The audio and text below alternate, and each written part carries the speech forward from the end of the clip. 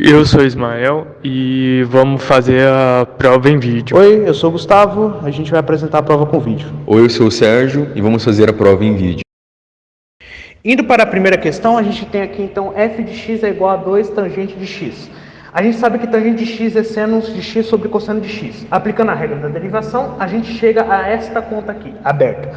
Agora, a gente chega aqui a cosseno de 2 ao quadrado de x mais seno de x quadrado, dividido por cosseno de x quadrado. Seno sobre cosseno dá 1, sempre. Então, aqui a gente vai ter que esse daqui vai passar para baixo, então vai ficar 2 vezes 1 sobre cosseno ao quadrado de x. E isso aqui é a mesma coisa que 2 secante ao quadrado de x. Então, f de x igual a 5 elevado ao cosseno de x. Aí temos pela regra da cadeia, f' de a vezes a' de x igual ln 5 vezes 5 cosseno de x vezes menos seno de x.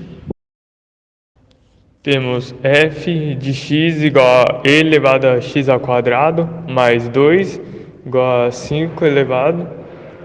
Temos a regra da cadeia, aí temos a segunda regra elementar, aí temos isto, aí temos igual 10x vezes e elevado ao quadrado vezes ex elevado ao quadrado mais 2 elevado a 4.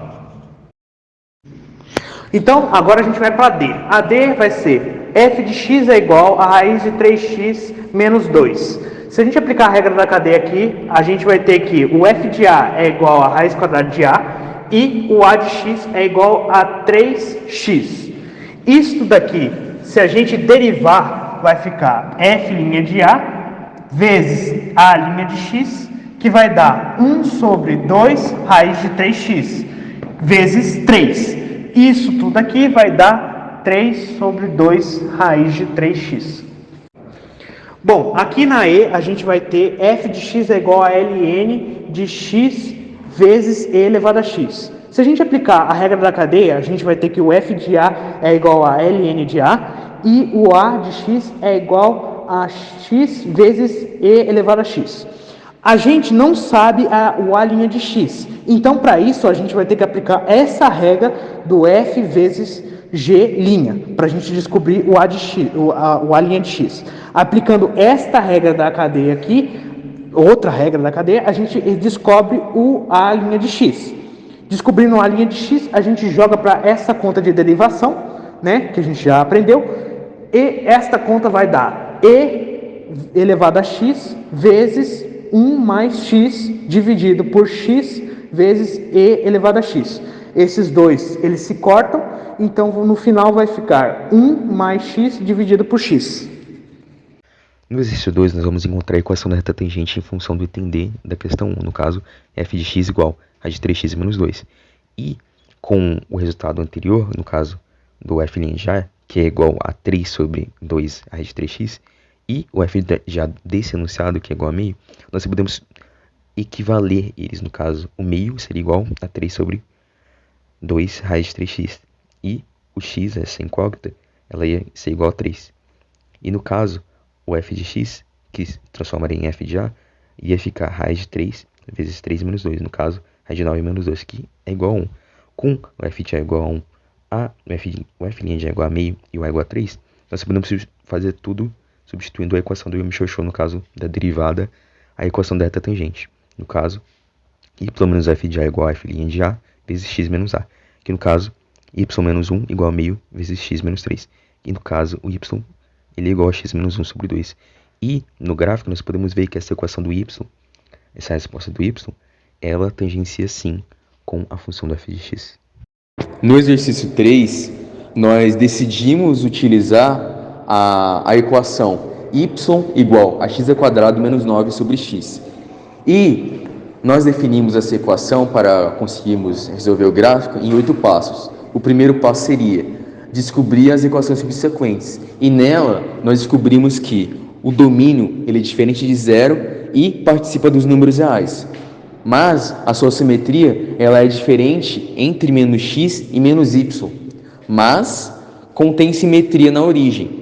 No caso, a origem de x² menos 9 sobre x. E essa origem ela é igual a x menos 9x. Logo, no passo 2, nós descobrimos os pontos críticos do domínio, no caso, o intervalo de crescimento e decrescimento. E nesses pontos críticos, nós podemos utilizar a regra do quociente na origem. E com essa regra do quociente, nós descobrimos que 2x vezes x menos 1 vezes a origem, x² menos 9 sobre x, ia dar raiz de menos 9. E esse resultado, ele não pertence ao domínio. Logo, não existe esses pontos críticos mínimos e máximos. Então, o seu crescimento, ele é menos infinito, menor que x, menor que zero. E o seu decrescimento, ele é zero, menor que x, menor que infinito. Como dito no exercício 2, o crescimento ele é menos infinito, menor que x, menor que zero. E o seu decrescimento ele é zero, menor que x, menor que infinito. Mas no passo 3, nós descobrimos que os extremos eles não existem, porque o x é igual a zero. Logo, as assíntotas horizontais elas também não existem, mas as assíntotas oblíquas elas existem. E o seu f' ele é igual à sua origem, no caso, x² menos 9 sobre x. E toda essa conta ela vai dar menos 18 sobre x ao cubo. E nós descobrimos assim que ela é convexa em menos infinito e zero se o f duas linhas é positivo, e côncava em zero e em mais infinito se o f duas linhas é negativo. No passo 7, nós vamos fazer a intersecção dos eixos e descobrir se ela tem inflexão. Como a segunda derivada é igual a zero, ela não existe, tal inflexão não existe.